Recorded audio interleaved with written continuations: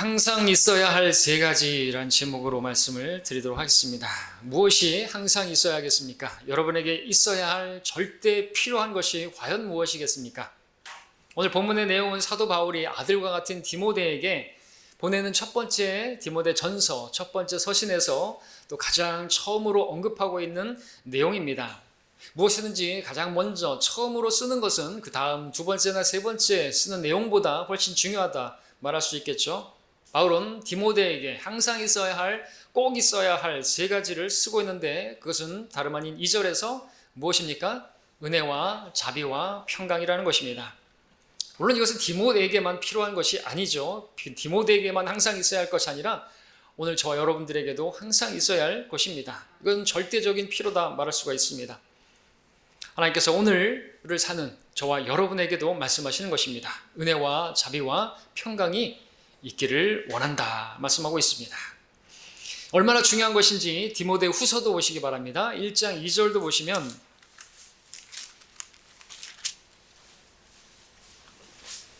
디모데 후서 두 번째 보내는 서신에서도 또 쓰고 있습니다. 1장 2절에 나의 참으로 사랑하는 아들 디모데에게 편지하노니 하나님 아버지와 그리스도 예수 우리 주로부터 은혜와 자비와 평강이 있을지어다 말하고 있습니다. 그리고 또 디도서 1장도 가서 보겠습니다. 1장 4절에 보시면 역시나 처음에 해당하는 그 인사에서 디도에게 말하는 바를 보십시오. 같은 믿음을 따라 나의 참 아들 된 디도에게 편지하노니 하나님 아버지와 우리의 구주이신 주 예수 그리스도로부터 은혜와 자비와 평강이 있을지어다.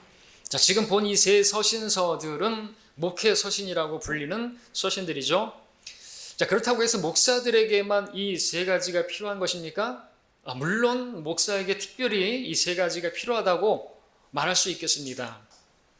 그러니까 사도 바울이 특별히 그래서 목자들에게 이 세 가지를 언급하고 있는 것이겠죠. 반면에 교회를 향한 서신들, 고린도, 로마서, 고린도전 후서, 갈라디아서, 빌립보서, 에베소서, 빌립보서, 골로새서, 데살로니가 전 후서 여러분들이 나중에 확인해 보시면 아시겠지만 거기에는 은혜와 평강이 너희에게 있을지어다. 이런 식으로 이렇게 너희에게, 너희와 함께 이렇게 교회적으로 교회의 서신에는 그렇게 말하고 있습니다. 뭐가 빠졌습니까?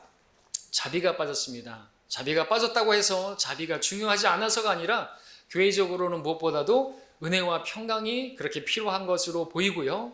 또 이 목회 서신은 또 개인 서신이라고 말하기도 하죠. 그래서 개인 서신인 목회 서신에서는 또 개인적인 내용도 바울이 권면하는 내용들이 있습니다. 자주 앓는 질병을 위해서 포도주를 조금씩 쓰라든지 너의 연수함을 없인 여기지 않도록 그렇게 하라든지 그런 내용들도 있는데 그러다 보니까 개인적으로 좀 필요한 것이 있다면 그것이 또 자비가 아닌가. 그래서 그렇게 은혜와 자비와 평강 이 세 가지를 쓰고 있고 교회의 서신을 향해서는 은혜와 평강을 쓰고 있는 것으로 보입니다. 자, 생각해 보십시오. 자비가 좀 더 개인적인 것이 아닐까요? 그렇죠? 때문에 성도 개개인의 오늘 우리에게 목회자들 뿐만 아니라 여러분들 개개인에게 있어야 할, 항상 있어야 할 것은 은혜와 자비와 평강이다라는 것입니다. 그것은 바울이 그렇게 생각하는 것이 아니라 하나님의 말씀이니까 하나님께서 여러분들에게 항상 있어야 할 것으로 세 가지를 말씀해 주셨다면 이것은 우리가 반드시 항상 있어야 할 것입니다. 반드시 절대적으로 필요한 것으로 여길 수가 있어야 되겠습니다. 가만히 생각해 보시기 바랍니다. 이 은혜와 자비와 평강이 우리에게 필요한 것입니까? 이게 만약에 없다면 어떻게 되겠습니까? 우리는 지금 이 자리에 없을 것입니다. 이 셋 중에 하나라도 없으면 우리는 벌써 이 자리에서 떠나고 세상으로 갔을 수도 있을 것이고 아니 이 땅에 남아있지도 않을 것이에요. 이 세 가지가 있었기에 지금 저와 여러분들이 오늘도 이 자리에 있는 것이다 말씀드릴 수가 있죠. 고백할 수가 있을 것입니다. 자, 그렇다면 이 세 가지가 우리에게 항상 있어야 할, 반드시 있어야 할 거라고 믿는다면 왜 그러한지 우리가 이제 하나하나 살펴보면 알 수가 있겠죠. 첫 번째로 우리에게 항상 있어야 할, 꼭 있어야 할 첫 번째는 은혜입니다. 은혜가 무엇입니까? 은혜의 정의는 받을 만한 자격이 없는 자에게 베풀어 주시는 하나님의 호의가 은혜이죠. 받을 자격이 없는 나인데 내가 무엇을 받았다. 그것은 은혜인 것입니다. 그리고 그것은 선물이라고도 표현하죠. 자, 그러한 은혜는 사실 우리뿐만 아니라 사실 모든 사람들에게 하나님께서 이미 베풀어 주고 계시고 베풀어 주셨습니다. 사실 모든 사람들은 이미 하나님의 은혜 가운데 살고 있다. 하나님께서 그 은혜를 걷어가시면 살 수 있는 사람이 없는 것입니다. 사도행전 17장 25절에 보니까 하나님께서 만민에게 생명과 호흡과 만물을 주시는 분이시다 말씀하고 있는 것입니다. 생명을 주신 분이, 만물을 주신 분이, 그리고 호흡을 주고 계시는 분이 주님이시다 말씀하고 있는 것이죠.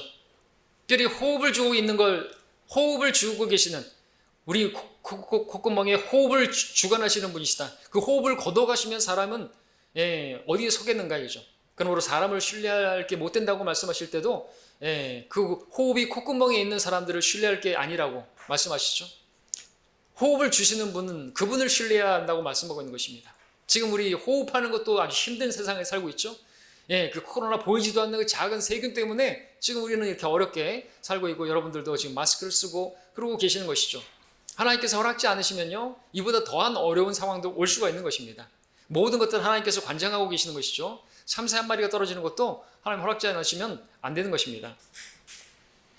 여러분들, 호흡이 얼마나 중요한 것입니까? 숨을 걷어가시면 우린 죽는 것입니다. 호흡할 수 있는 공기를 걷어가시면 우리는 죽는 것입니다. 대기권이 파괴되고 오지층이 파괴되고 결국 그렇게 해서 우리가 호흡하기 어렵다 그러면 우리는 죽는 것입니다. 아무리 돈이 많으면 뭐 할 것이겠습니까? 병원에서 중환자들이 산소 호흡기를 가지고 그렇게 호흡을 하고 있죠. 여러분, 그 산소 호흡기 하루 사용료가 얼마인 줄 아십니까? 인터넷 찾아보니까 30만 원이라고 합니다. 한 달이면 900만 원이고 1년이면 1억 800만 원, 10년이면 10억 8천만 원에 해당하는 것입니다. 여러분, 나이만큼 한번 더 해보시기 바랍니다. 여러분, 하나님께 얼마를 지불해야 됩니까? 근데 값없이 주고 계십니다. 은혜입니다. 빛은 어떻습니까? 빛, 태양빛. 여러분, 형광등 사용하고 계시죠? 여러분들 전기료 내고 계시죠? 얼마나 내고 계십니까? 여러분들 전기 우리가 몇 개월만 연체하면은 전기 차단됩니다. 하나님께서 여러분들에게 햇빛을 계속 공급해 주고 계십니다. 여러분들 그 사용료 내셨습니까? 얼마를 연체하고 계신 겁니까? 그래도 공급이 끝이지 않고 있습니다. 은혜입니다. 다른 것도 마찬가지죠. 늘 말씀드렸던 것처럼 대구, 명태, 고등어, 참치, 멸치, 꽁치, 오징어, 갑오징어 다 뭐예요? 하나님께서 은혜로 주신 거예요. 참새도 하나님께서 먹이신다 그랬죠. 그것들 다 먹이시는 거예요. 그 가격이 아니죠. 인건비고 배송비죠. 하나님께서 다 주신 것이란 말이죠. 참새도 먹이신 분, 그걸 가지고 이제 그 당시 사람들이 먹기도 했잖아요. 한 아사리온에 팔리고 하는데 먹을 게 없어서 참새도 먹는데 누가 기를 주신 것이죠. 고등은 누가 키워주신 겁니까? 하나님이 주신 거란 말입니다. 감사해야 되겠죠. 네. 감사치 않고 그러면 다 없애버리실 수도 있어요. 자, 그런데 여기다가 저 여러분들이 받은 구원은 또 어떻습니까? 은혜예요, 은혜. 은혜로 받았기 때문에 우리가 그 은혜를 찬양하는 것이죠. 은혜 위에 은혜인 것입니다. 그야말로 너희가 믿음으로 말미암아 은혜로 구원을 받았으니 이것은 너희에게서 난 것이 아니요 하나님의 선물이라. 행위에서 난 것이 아니니 아무도 자랑치 못하게 하려 하심이라. 자랑할 게 아무것도 없는 것입니다. 믿었더니 그 믿음 보시고 받을 만한 자격이 없는 우리들에게 은혜를 베푸셔서 그 은혜로 우리가 구원을 받은 거예요. 그게 은혜예요. 그게 그거 하나 믿었는데 그 믿음 보시고 우리에게 은혜로 구원을 해주신 것이. 그러니까 구원은 은혜입니다. 은혜. 행위가 아니에요. 행위로 된 것이면 우리가 자랑할 게 있겠지만 행위가 아니라 자랑치 못하게 하심이라 말씀하고 있다는 것이죠. 그러므로 우리는 구원받은 여러분들은 이미 은혜를 받은 사람들인 것입니다. 은혜 위에 은혜를 받은 사람들인 것입니다. 그런데 그 은혜를 받은 우리들에게 하나님께서는 오늘 계속 있어야 할, 항상 있어야 할 것이 은혜라고 말씀하고 있는 것입니다. 왜 은혜가 필요한 것입니까? 왜 항상 은혜가 있어야 되는 것입니까? 은혜가 하는 일 때문에 그렇겠죠. 은혜가 없으면 우리는 사실 아무것도 할 수 없다고 말씀할 수 있습니다. 우리 디도서와 함께 보겠습니다. 디도서 지금 펼쳐져 있죠? 2장 11절을 보십시오.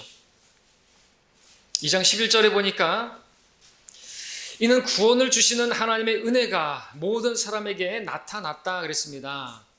어떤 사람들에게만 예수님의 피가 흘려진 게 아니에요. 제한된 속죄 아닙니다. 칼빈주의는 사악한 그러한 이단교리입니다. 모든 사람에게 베풀어 주시는 은혜가 바로 구원은 은혜이고, 여기서도 구원이 은혜라는 것을 발견하게 되죠. 그런데 그 은혜가 구원받는 데만 필요한 게 아님을 이 본문에서 보게 되는 것이죠. 여전히 우리에게 은혜가 있어야만 하는 이유가 바로 12절부터 보게 되는데, 우리를 가르치시되, 뭐가요? 은혜가 우리를 가르치신다. 그래서 그 가르침을 받으면요, 불경건과 세상의 정욕들을 거부하고 우리로 신중하며 의롭고 경건하게 이 현 세상을 살아가게 하시며, 그 복된 소망 곧 위대한 하나님이신 우리 구주 예수 그리스도의 영광스러운 나타나심을 기다리게 하셨음이니, 그가 우리를 위하여 자신을 주신 것은 우리를 모든 죄악에서 구속하시고 자신을 위해 정결케 하사 선한 일에 열심을 내는 독특한 백성이 되게 하려 하심이라. 자, 여기 있는 이 말씀들은 다 은혜가 하는 일들을 쓰고 있는 것입니다. 이 말씀에 따르면 은혜가 우리로 하여금 이 땅에서 하나님의 사람들로 선한 일에 열심을 내는 독특한 백성들로서 하나님의 사람으로 온전히 그렇게 살 수 있도록 세워주는 역할을 한다고 말씀하고 있는 것입니다. 다른 무엇이 아니라 은혜가.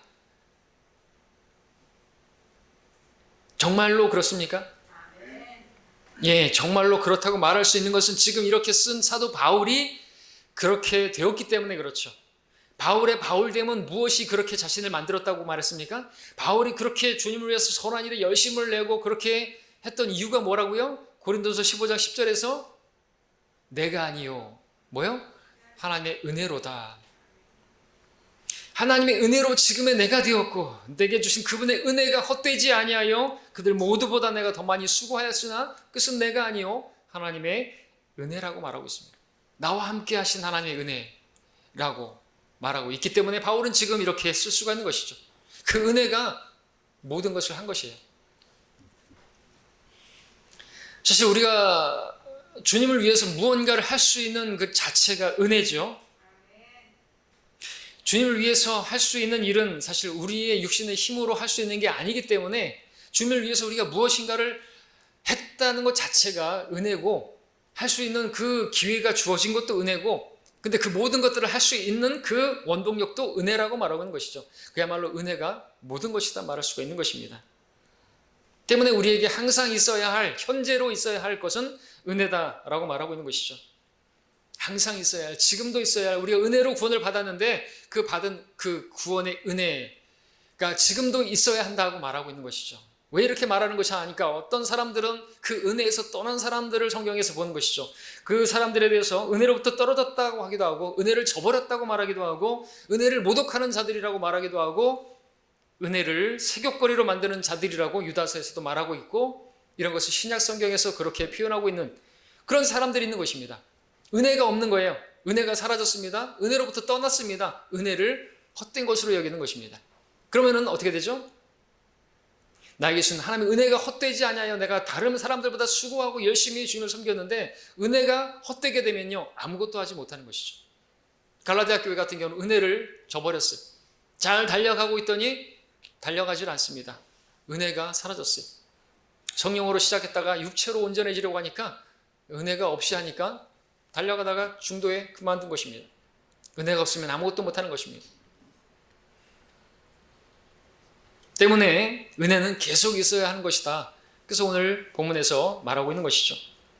은혜가 없으면 어떻게 되십니까? 어떤 일이 벌어집니까? 하나님 위해서 아무것도 할 수 없습니다. 때문에 우리는 이 은혜 안에 머물러 있어야 하고, 그 은혜 안에 서 있어야 하고, 그 은혜로 말미암아 살아야 하는 것입니다. 또 그분으로 인하여 우리가 서 있는 이 은혜 안에 믿음으로 나아가며, 로마서 5장 2절이고요. 내 아들아, 그러므로 그리스도 예수 안에 있는 은혜 가운데서 강건하라. 디모데후서 2장 1절이고요. 누가 강건한 사람이라고 자주 말씀드렸습니까? 성경 지식이 많은 사람 강건합니까? 몸이 건강한 사람이 강건한 사람입니까? 성경은 은혜 가운데서 강건하라 말씀하고 있습니다. 은혜가 있는 사람이 강건한 사람이죠. 지식은 조금 부족하다 할지라도 은혜가 있으면요, 그 사람은 어떤 풍파에도, 어떤 시련에도, 어떤 박해에도 딱 서 있는 것입니다. 남자고 여자고 상관없어요. 남자고 뭐 힘이 좋고 그래봐야 조금만 박해가 와도 주님을 멀리하고 그러는데요, 아무리 연약한 자매라 할지라도, 아무리 나이가 어린 자매라 할지라도, 아무리 심하게 집안에서 박해를 한다 할지라도 하나님의 은혜가 있는 사람도는요, 넘어지지 않습니다. 실족하지 않습니다. 오히려 더 주님 앞에 적극적으로 다가서죠. 강건한 사람입니다. 히브리서 13장 9절에 이런 말씀이 있죠. 여러 가지 이상한 교리들에 끌리지 말라. 마음은 은혜로서 굳건하게 하는 것이 좋고 음식으로 할 것이 아니니 음식을 따라 처신한 자들은 유익을 얻지 못하였느니라 그랬습니다. 특별히 이 말씀은 성경대로 믿는 사람들이 주의해야 되고 마음에 새겨야 할 말씀이죠. 왜냐하면 성경대로 믿는 사람들은 음식을 남다르게 또 이렇게 많이 추구하고 또 많이 알고 있기 때문에 그렇습니다. 많이 취하고 추구하기 때문에 그렇지. 음식은 뭡니까? 여기서 음식은 하나님 말씀을 말하는 것이죠. 여기서 하나님 말씀을 빵에 비유하기도 하고 고기에 비유하기도 하고 뭐 사과, 꿀 뭐 이런 것에 비유하기도 하지 않습니까? 음식에 비유합니다. 또 그 말씀들은 성경에서 지식의 말씀, 믿음의 말씀, 또 은혜의 말씀 등으로 이렇게 불리기도 합니다. 진리의 말씀 이렇게 불리기도 합니다. 우리에게 정말로 필요한 말씀은 뭡니까? 그 모든 말씀, 지식의 말씀이든 그것이 어떤 뭐 믿음의 말씀이든지 그 말씀들이 다 은혜의 말씀에 기초해야 되는 거죠. 왜냐하면 그 은혜의 말씀이 우리를 굳게 세워주기 때문에 그렇습니다. 사도행전 20장 32절에서 이제 형제들아 내가 너희를 하나님과 그분의 은혜의 말씀에 의탁하노니 그 말씀이, 은혜의 말씀이 능히 너희를 굳게 세워줄 것이며 또 거룩하게 된 모든 사람 가운데서 너희에게 유업을 줄 것이라 그랬습니다. 그 말씀이 은혜의 말씀으로 우리에게 있을 때 우리를 굳게 세워준다 이거죠. 은혜 가운데 강건하게 서 있을 수 있게 만들어주는 것이. 그러니까 여러분들이 이 말씀을 그냥 지식으로 생각하면 안 된다는 거죠. 마음은 은혜로서 그 은혜의 말씀이 내 마음에 새겨져야 하는 것을 또 말씀을 드리는 것입니다. 사도행전 20장 32절에 그 러크만 주석 성경의 내용에 보니까 지식 안에서 자라기 앞서 은혜 가운데서 자라나야 한다고 쓰고 있습니다. 베드로서 3장 18절에서 쓰고 있죠. 은혜 안에서 자라가야 되는 거죠. 지식으로만 자라게 되면 아시는 것처럼 교만해지기 쉬우니까, 교만해지면 은혜로부터는 멀어지니까. 왜? 하나님께서는 교만한 자를 대적하시고 겸손한 자에게 은혜를 베푸시는 분이시니까. 지식으로 교만해지게 되면 그 성도는 주님께 쓰임받지를 못합니다. 아무것도 할 수가 없는 것이죠. 바울은 그 은혜로서 그 모든 것을 했고요, 다른 사람보다 더 많이 섬겼던 것이죠. 근데 어떤 사람들은 섬김에서 버림을 당하고 어떤 사람들은 섬기지 않고, 왠지 아십니까? 하나님의 은혜를 헛것으로 여기는 것이에요. 하나님의 은혜로 구원을 받았지만 그 은혜가 별거 아닌 것으로 생각하니까, 은혜가 없으니까 하나님을 위해서 아무것도 못하는 거예요. 그 은혜를 떠난 것이에요. 그리고 항상 뭐 새로운 것을 추구한다든지 또 어떤 지식으로만 치유한다든지 지적인 만족을 원한다든지, 그러면 아무것도 주를 위해서 주님이 기뻐하시는 일에 쓰임받지 못하게 되는 것이죠.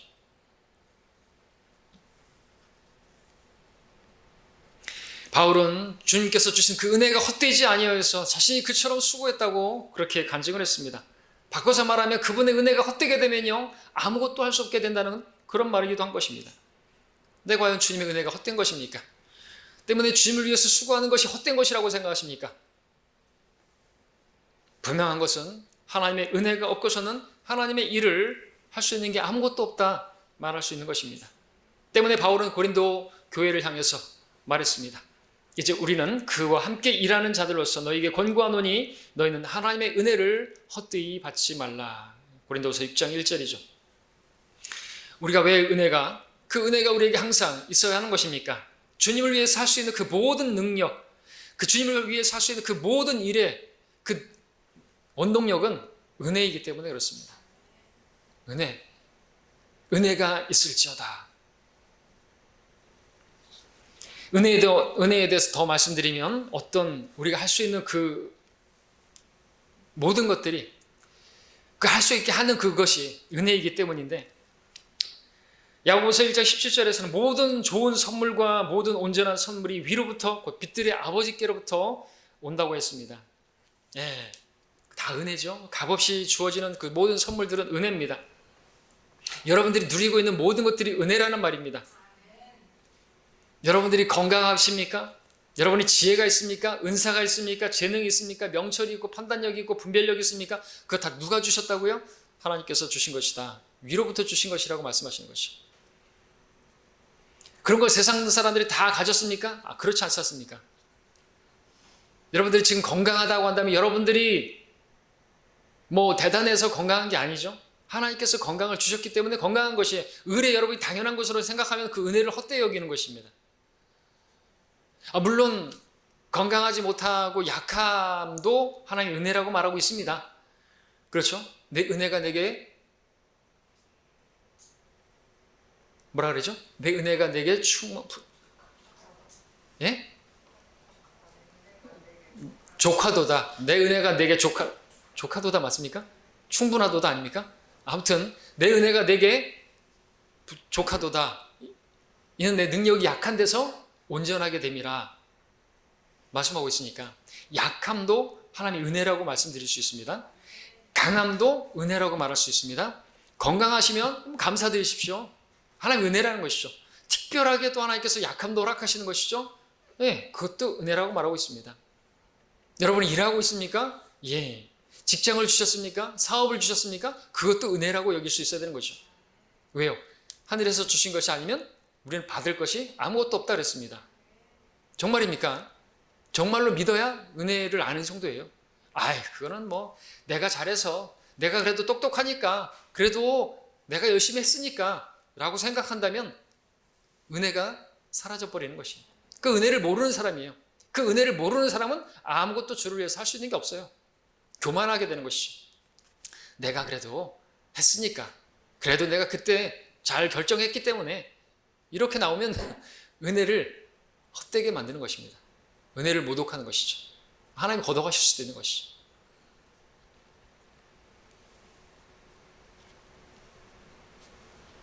자, 우리가 받고 누리고 있는 모든 것들이 하나님의 은혜인 줄로 믿으시기 바랍니다. 하나님의 은혜로 지금 우리가 이 자리에 있음을, 이 시간까지 여러분들이 산 것도 주님의 은혜임을 믿으시기 바랍니다. 존 뉴턴이 고백했죠. 노래했죠. 나 같은 죄인 살리신 주 은혜 놀라와. 이제껏 내가 산 것도 주님의 은혜라. 구원도 은혜요. 이제껏 내가 산 것도 주님의 은혜라. 은혜와 관련해서 존 뉴턴은 또 이런 말을 했습니다. 내가 하늘나라에 가게 되면 놀랄 일이 세 가지 있을 것이다. 첫 번째는 하늘나라에 오지 못할 거라고 생각했던 그 사람이 와 있는 것을 볼 때이고, 또 하나는 꼭 오리라고 생각했던 그 사람이 와 있는 것을 볼 때이고, 마지막으로 세 번째로 내가 정말 놀랄 일은 나 같은 죄인이 그곳에 와 있는 것을 볼 때이다. 진짜 놀라겠죠. 지금은 와닿지 않을 겁니다. 근데 여러분들도 그 하늘나라에 와 있는 여러분 자신을 볼 때 정말 놀라워라 주 은혜로 노래하겠죠. 근데 주님께서 원하시는 건 뭔지 아십니까? 지금 이 땅에 살고 있는 내가 지금 존재하고 있고 내가 살고 있는 것이 하나님의 은혜임을, 그 은혜가 항상 있기를 바란다는 것이죠. 머리로 아는 거 말고요. 그 은혜가 나에게 지금도 있으면요. 우리 하늘나라 가면 분명히 내가 여기 있는 건 하나님의 은혜로라 그렇게 노래할 것이에요. 당연하죠. 황금길이 쫙 깔리고 투명한 그 정말로 엄청난 것을 보면서 이게 다 주님의 은혜다라고 생각하는 건 당연한 거고요.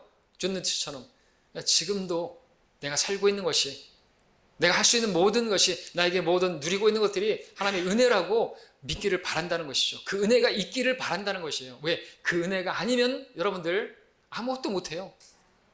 조금만 어려움이 있으면 하나님 멀리 할 것이에요.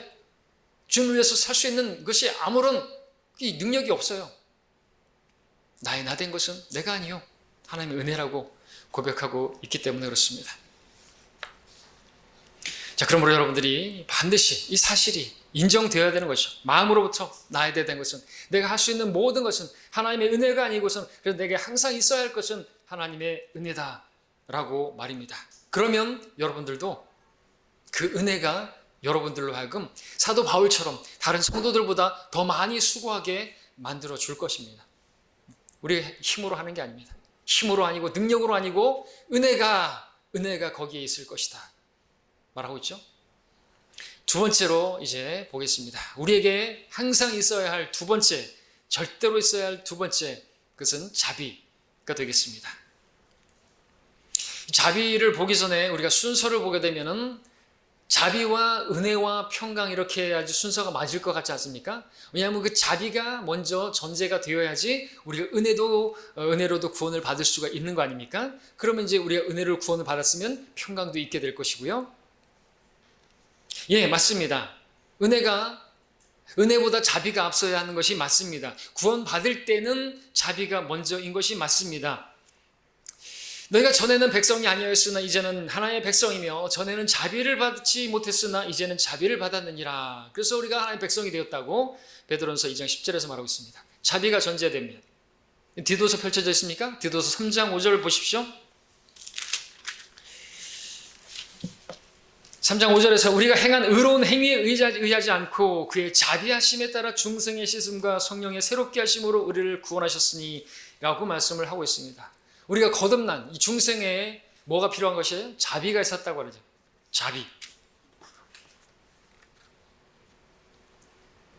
자비가 먼저 나오고 있는 것입니다. 그래서 구원받은 우리들에게 자비가 있었기 때문에 구원을 받은 겁니다.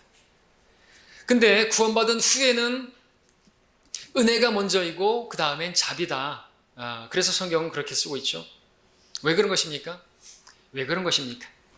구원받고 우리가 은혜 가운데 은혜 안에 계속 머물러 있으면 참 좋겠는데 은혜 안에 있지 아니하고 그 은혜에서 떨어지거나 멀어질 때가 있기 때문에 그렇죠. 다시 말해서 죄를 짓고 타락할 수도 있기 때문에 그렇죠. 때문에 그때 필요한 게 뭐예요? 자비가 필요한 것이에요. 은혜 안에 계속 머물러 있지만 않을 때가 있고 그래서 떠나서 내 육신을 따라서 죄를 짓기도 하고 이런저런 하나님을 기쁘시게 하지 못하는 육신을 따라 설 때가 있단 말이죠. 그럼 어떻게 돼요? 육신을 따라 살면 죽을 것이에요. 근데 우리가 지금 살아있습니까? 왜 살아있는 것이죠? 자비가 있기 때문에 살아있는 것입니다. 우리가 은혜의 보좌 앞으로 담대히 나아가서 우리를 불쌍히 여기시는, 우리를 동정하시는 그분으로 말미암아 우리가 지금 그 자비로, 필요한 때 도우시는 그 자비를 힘입어서 우리가 살고 있는 것이죠. 자비가 무엇인 줄 아십니까? 자비는요, 은혜의 반대 개념이죠. 은혜는 받을 만한 자격이 없는 자에게 주어지는 하나님의 호의라고 한다면, 자비는 마땅히 받아야 할 자에게 주어져야 할 것이 주어지지 않는 것이 자비인 것입니다. 죄를 졌습니다. 우리가 타락했습니다. 마땅히 우리에게 무엇이 당해야 합니까? 와야 됩니까? 심판입니다. 징계입니다. 벌입니다. 그런데 그것을 우리가 받지 않습니까? 그러면은 그건 뭐예요? 자비인 것이죠. 근데 무조건적인 자비입니까? 아니죠. 우리가 자백하면 자비를 베풀어 주시는 것입니다. 그래서 우리가 나아갈 자리가 어디 자리예요? 자비의 자리입니다. 은혜의 보좌입니다. 여러분, 구약에도 마찬가지죠. 하나님께서 율법을 주셨지만 그 율법대로 그 이스라엘 백성들을 대하셨다면 그들 중에 살아남아 있을 사람 없어요. 하나님께서 그 율법, 그 십계명을 어디다가 넣으셨죠? 언약궤에 넣으셨죠. 그리고 어떻게 하셨죠? 그 뚜껑을 무엇으로 덮으셨습니까? 그 석을 무슨 석이라고 하죠? 그 돌석이 아니에요? 자비석이죠. 자비의 자리입니다. 그 자비의 자리에서 내가 너와 우리 만나겠다. 이스라엘 백성들을 대하시겠다 이거죠. 그 자비가 거두어지면 거긴 율법이 있어요. 율법대로 하면은 너는 간음하지 말지니라, 너는 살인하지 말지니라, 어겼어? 죽어야 돼요. 죄의 싹은 사망이기 때문에. 근데 하나님께서 자비로 덮어주셨습니다. 그리고 그 자비의 자리로 나오기를 바라시는 것이죠. 죄를 지었느냐? 그래, 나오기만 해라. 내가 제사를 받아주겠다. 그 제사를 드리면 그 제사를 받으시는 자체가 하나님께서 자비를 베풀어 주시는 겁니다. 그들이 살 수 있는 건 율법으로 사는 게 아니에요. 율법을 지킬 수 있는 사람은 없어요. 율법 가운데 그 자비를 베풀어 주시기 위해서 그 제사 제도를 주셨고, 그 희생제를 가지고 나오면, 그 희생양을 가지고 나오면 하나님께서 자비를 베풀어 주시려고 자비의 자리에서 만나 주시는 것이죠. 다윗이 대표적이죠. 다윗은 근데 놀라운 자비를 받았습니다.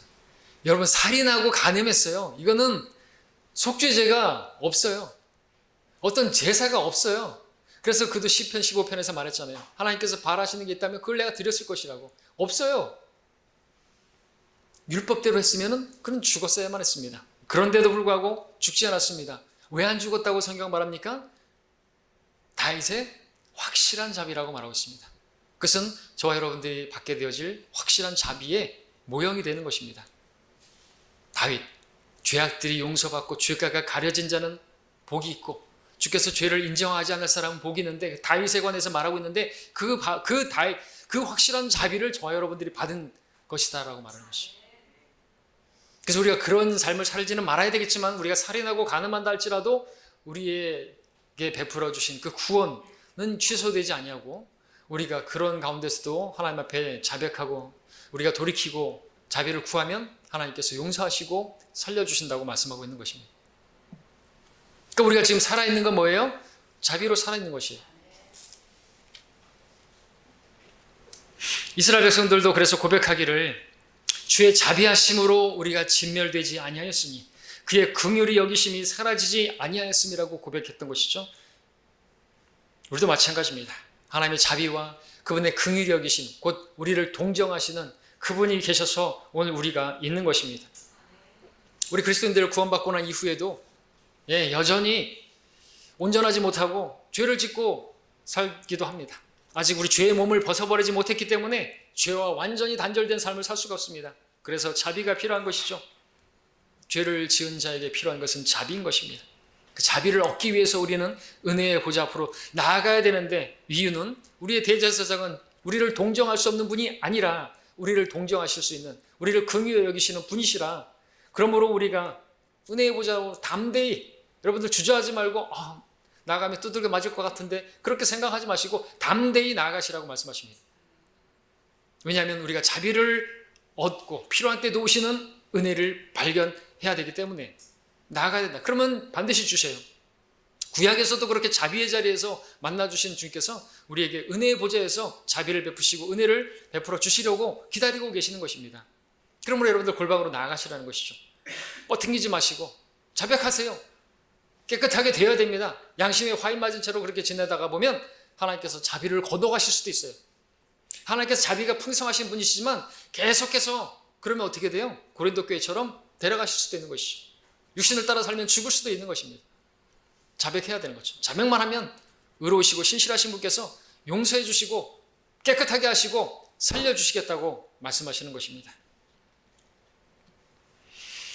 자, 하나님께서 죄 지은 자에게 왜 그렇게 자비를 베푸시는 줄 아십니까? 왜 그렇게 동정하시고 왜 그렇게 오래 참으시는 줄 아십니까? 이는 그가 우리의 체질을 아시며 우리가 진토임을 기억하시기 때문에 그렇습니다. 우리는 흙으로 지음받은 아무리 연약한 존재인 걸 아시기 때문에 그렇습니다. 그러니까 여러분들 대단한 척하고 막 그렇게 할 필요가 없는 것이에요. 우리는 베드로를 생각해 보시기 바랍니다. 베드로 얼마나 참 그렇습니까? 주님께서 겟세마네에서 3번이나 깨어서 기도하라고 했는데 잤죠? 근데 주님께서 뭐라고 하셨습니까? 육신은 참으로 영은 원하지만 육신은 연약하도다. 그 연약함을 이해하셨어요. 그 체질을 이해하셨던 것이죠. 그렇게 대하셨습니다. 자비입니다. 또 주님을 3번이나 부인한 사람이 누구예요? 맹세까지 하면서 저주까지 하면서 부인했습니다. 그때 주님께서 어떻게 하셨습니까? 주님께서 베드로를 쳐다보셨고 베드로와 눈이 맞았습니다. 정말 부끄러워서 밖으로 나가서 베드로는 그걸 깨닫고 비통하게 울었습니다. 베드로를 주님께서 바라보셨다고 했습니다. 어떻게 바라봤을까요? 3번이나 부인한 모습을 바라봤을 때 베드로는 참 민망해서 도망갔는데 어떻게 주님을 바라보셨을까요? 베드로를 어떻게 바라보셨어요? 3번 부인했어요. 맹세까지 하면서 저주까지 하면서 그렇게 3년 동안 다니면서 수제자라고 하는 사람이 그렇게 부인했어요. 어떤 눈초리로 바라봤을까요? 경멸의 눈초리로 바라봤을까요? 아주 정죄하는 눈빛으로 바라봤을까요? 아니라고 봅니다. 불쌍히 여기는 마음으로 바라봤겠죠. 그러니까 나가서 비통하게 울었죠. 그리고 또 부활하시고 주님께서 3번이나 그를 만나서 3번이나 물으신 게 뭐예요? 어떻게 그럴 수 있냐? 아주 그냥 잘났어. 그렇게 잘난 척 하더니 그러지 않으셨죠? 내가 나를 사랑하느냐? 3번 물으셨어요. 뭐죠 이게? 자비예요, 자비. 주님께서 자비를 베푸시기를 원하시는 분이십니다. 그 연약함을 동정하시고 용서하시는 그것이 자비라고 성경 말하고 있습니다. 우리도 많은 넘어짐과 실패와 불순종할 때가 많지만 하나님께서 우리를 자비로 대해 주셨기 때문에 우리가 지금 있는 것입니다. 얼마나 감사한 일입니까? 주께서 우리가 잘못했을 때마다, 우리가 넘어졌을 때마다 우리를 치셨다고 하고 징계하셨다고 한다면 여러분들 남아있을 사람 아무도 없을 것입니다.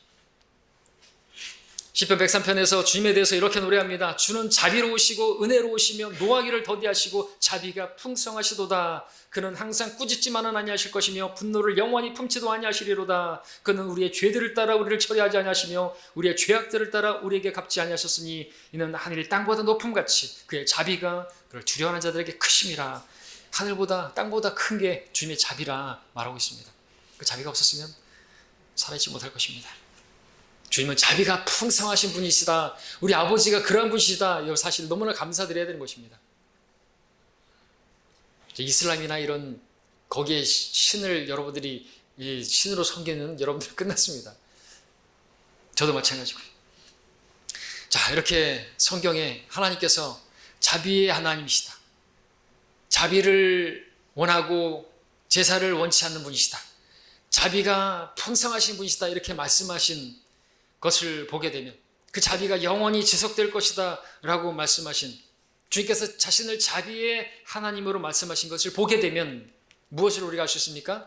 우리에게 진짜 필요한 것은, 항상 있어야 할 것은 자비구나 하는 것을 깨달을 수가 있어야 되겠죠. 그래서 우리가 감사해야 될 것입니다. 주님 만날 때까지 하나님의 자비가 나에게서 영원히 떠나지 않을 것임을 감사하시기 바라고요. 그렇다고 해서 그냥 무조건 자비를 베푸시는 게 아니라 여러분 은혜의 보좌 앞으로 나가야 한다라는 것입니다. 자비 베풀기를 원하세요. 우리 연약한 거 아십니다. 나오기만 하라 이것이죠. 여러분들 탕자처럼 그렇게 호랑방탕하게 살았다 할지라도 아버지께 돌아오기만 하면 아버지께서 두 팔 벌리고 환대하시지 않습니까? 나오기만 하라 이것이죠. 우리 연약한 거 아십니다. 그거를 근데 거부하게 되면 자비가 없는 거예요. 자비가 없으면, 자비를 받지 못하면 여러분들 그 다음 수순은 하나님이 징계하실 수밖에 없는 거예요. 치실 수밖에 없는 것입니다. 그래서 말하는 것입니다. 자비가 있기를 바란다. 이것은 뭡니까? 그 자비 자리로 나가라고, 은혜의 보좌로 나가라고 말씀하고 있는 것입니다. 그러므로 그런 자비의 자리를, 은혜의 보좌를 주신 주님께 감사드리고 자비의 하나님 앞에 나아가는 우리가 되기를 바랍니다. 세 번째로 우리에게 항상 있어야 할 것은 무엇입니까? 평강입니다. 평강, 조용한 마음의 상태를 말하죠. 마음의 평안, 화평, 평강, 영어로는 다 peace를 쓰고 있습니다. 자, 근데 우리가 이 세상을 보면 어떻습니까? 정말 마음의 평강을 누릴 만한 세상입니까? 이 마지막 때는 더더욱 그렇지 못한 것을 보게 됩니다. 특별히 요즘 보시면 어떻습니까? 재앙들이 많이 일어나고 있습니다. 폭우가 내려서 어떤 사람들이 죽고, 갑자기 산불이 나서 어떤 사람들이 죽고, 지진이 나서 죽고, 싱크홀로 갑자기 집이 그냥 통째로 들어가 버리고, 차가 그냥 달리다가 그냥 들어가 버리기도 하고, 안전지대가 없어 보입니다. 마음의 평안을 얻을 수 있는 세상이 못 됩니다. 코로나로 인해서 또 어려운 지진으로 인해서 여러 가지 재앙들이 마지막 때라서 그런 세상을 살고 있습니다. 가정은 가정대로 문제가 많고, 직장은 직장대로 정말 어려운 곳이고, 사회도 그렇고, 자신의 건강도 그렇고, 가족의 건강도 생각해 보면 정말 마음에 편한 날이 없는 것 같습니다. 그런 환경 가운데 우리가 있습니다. 그렇다면 그 모든 환경들이 아무 문제 없고 평화로운 환경이게 되면 우리가 평강을 누릴 수가 있는 것입니까? 그렇지만은 않은 것이죠. 왜냐하면 모든 게 다 평안하고 그런다 할지라도 하나님께서 내 안에 계시지 않으면 평강을 누릴 수가 없습니다. 왜냐하면 평강의 왕은 하나님이시기 때문이죠. 주는 우리의 화평이시니, 에베소 1장 10절에서 14절에서 화평의 창시자 살렘 왕, 그분께서 우리 안에서 우리를 다스리지 않으시면 우리는 화평할 수가 없는 것입니다. 그 화평이 우리의 생각과 마음을 지켜주시지 않으시면 우리는 화평할 수가 없는 것입니다. 그러니까 여러분들 환경이 어떠하다 할지라도 아무것도 염려하지 마시고요. 그러니까 어떻게 하라고요? 하나님께 아뢰라고요. 그럼 어떻게 하신다고요? 우리의 지각을 초월하시는 하나님의 평강이 우리의 생각과 마음을 지켜주신다고요. 그럴 때만이 우리가 마음의 평강을 누릴 수가 있는 것입니다. 악인에게는 그런 자리가 없어요. 기도의 특권이 없습니다. 주가 말하노니 악인에게는 화평이 없느니라. 그들은 화평의 길을 알지 못한다 그랬습니다. 로마서에서. 평강의 길을 알지 못한다. 왜 그런 줄 아십니까? 그들은 하나님과 화평의 관계를 이루지 못했기 때문에 그랬어요. 하나님과 화목하지 못한 상태에서 무슨 평강이 있겠습니까? 그래서 사람들은, 믿지 않는 사람들은요, 막연한 불안감 가운데 산다고 어떤 그 철학자가 말했잖아요. 막연한 불안감 가운데 산다고. 누구 쫓는 자가 없는 것 같은데도 쫓기면서 살아가요. 돈이 없는 것도 아니고 건강이 뭐 안 좋은 것도 아니고 다 있는데 불안한 거예요. 그럴 수밖에 없겠죠. 인생은 제한되어 있고 죽음으로 향하고 있고 죽음 뒤에는 과연 무엇이 있을까? 답은 못 찾았고 그러니까 화평히 할 수가 없죠. 그러니까 부어라 마셔라 노세 젊어서 놀. 그러나 시간은 가고 있고 아이고 다음날 일어나니까 골은 아프고 술은 마셔서 머리는 아픈데 내일은 또 마셔야 되고 또 마셔야 돼. 현실을 좀 잊어버려버리고 술을 마시는 거예요. 불안감 때문에 그런 술을 마시는 것이죠. 잊어보려고. 화평이 없습니다. 근데 우리는 어떻습니까?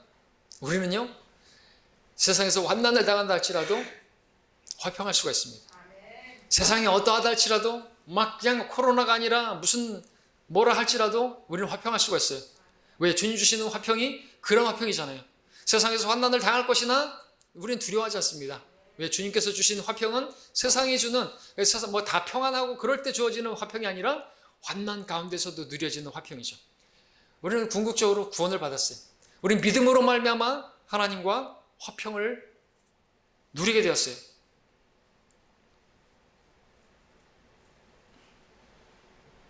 믿음으로 의롭게 되었으니 우리가 하나님과 화평을 갖게 되었습니다.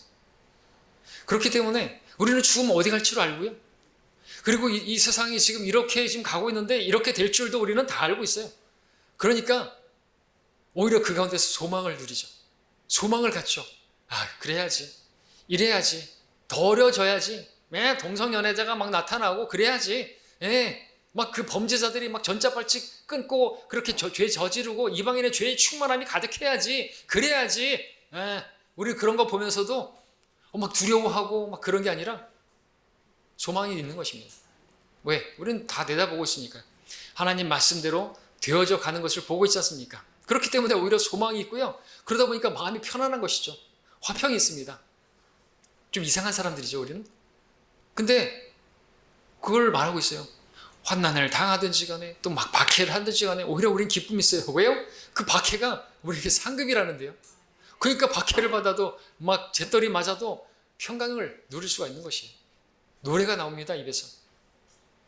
그러니까 우리가 복음을 전하죠. 그러니까 우리가 주님을 섬기려고 나오죠. 그런 것도 없고 그러면 어떻게 되는 줄 아십니까? 박해도 없고 집에서 반대하는 사람도 없고 그러면요 부패하기 쉬워요. 등 따숩고 배부르면요 주가 누구냐 먹을 거 있고 막 하면요 주님 부인하기 쉽다니까요. 시편에서 그 훌륭한 사람도 그렇게 고백하지 않습니까? 나를 부하게도 마시고 내가 주를 부인할까 합니다.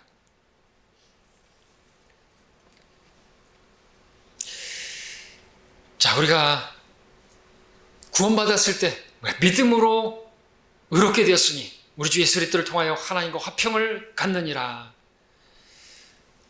죄 문제가 해결됐기 때문에 궁극적으로 우리는 화평을, 화목을 갖게 되었고요. 평강을 누리게 되었습니다. 그때 구원받았을 때 여러분들이 누렸던 그 평강을 기억하십니까? 입에서는 막 그냥 천양이 흘러나오지 않았습니까? 평안했죠. 화평했죠. 지금은 어떻습니까? 지금도 화평하십니까? 지금 화평이 없다면 이유가 뭘까요? 화평을 잃어버렸기 때문에 그렇겠죠. 이유는 무엇일까요? 환경 때문이겠죠. 앞서 말한 환경 때문에. 제자들이 그랬죠. 주님과 함께 하는데 배를 타고 가는데 무엇 때문에 그들이 두려워했습니까? 풍랑을 보니까, 폭풍을 보니까 환경 때문에 그들은 두려워했고 화평을 잃어버렸겠지. 주여 우리가 죽게 되었나이다. 두려워하면서 주님께서 말씀하셨습니다. 믿음이 없는 자들아 어찌하여 두려워하느냐? 바다를 꾸짖으셨죠? 잔잔하게 하셨죠? 평안을 주셨죠? 무엇을 보여주십니까?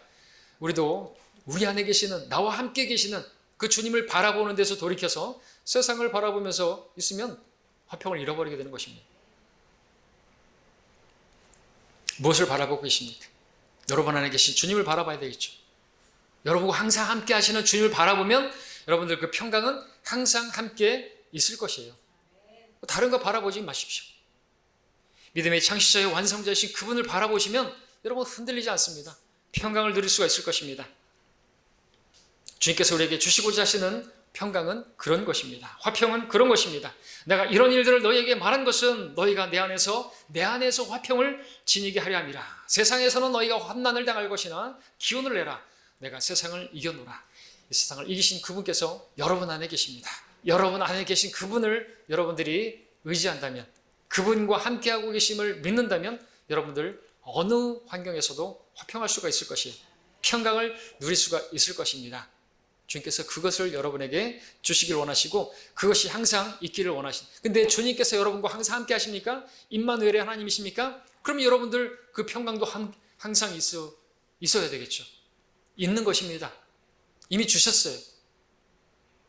이미 주신 그것을 바라보시기 바랍니다. 여러분과 함께 계시는 주님을 바라보심으로 평강을 누리시기를 바랍니다. 말씀의 결론을 맺겠습니다. 우리는 이 땅에 사는 동안에 절대적으로 항상 있어야 할 그 필요한 세 가지를 보았습니다. 우리에게 이 세상을 떠날 때까지 우리에게 필요한 것은 하나님의 은혜가 필요합니다. 그 은혜가 있어야 하는 이유는 그래야 주님을 섬길 수가 있기 때문에 그렇습니다. 그 주님의 일을 할 수 있는 원동력은 은혜에 있습니다. 그러므로 여러분들 기도할 때 주님의 은혜를 있기를 기도하여야 하지 않겠습니까? 그 은혜를 회복해달라고 기도해야 하지 않겠습니까? 또 우리에게는 주님의 자비가 필요합니다. 왜냐하면 우리는 연약하기 때문에, 늘 넘어지기 쉽기 때문에 자비를 베풀어달라고 그 은혜의 보좌 앞으로 나아가 기도해야 되는 것이죠. 또 주님의 평강이 필요합니다. 평강이 필요합니다. 평강이 있어야 합니다. 그 평강을 위해서 기도해야 되겠죠. 어떻게 해야 합니까? 아무것도 염려하지 말고 여러분이 구하고자 하는 것들을, 염려할 만한 그런 것들을 감사함으로 하나님께 가서 알리십시오. 그러면 하나님께서 평강을 주실 것입니다. 그래야 하시면 여러분 이해가 안 되는, 우리 지각을 초월하는 하나님의 평강을 하나님께서 주신다고 말씀하십니다. 그러니까 여러분들 환경을 바꿔달라고 기도하시지 마시고 평강을 달라고 기도로 나아가시기 바랍니다. 순서가 바뀌었어요. 환경을 바꿔주시면 그 환경이 잠잠해지면 평강을 누리는 게 아니라 그런 가운데서도 여러분들 하나님 보좌 앞으로 나아가면 평강을 주시는 것이에요. 예, 그러면 여러분 안에 그 평강이 임하면요, 여러분 안에 요동치는 것이 잠잠해지면요, 바깥에 있는 것도 잠잠해지는 것입니다.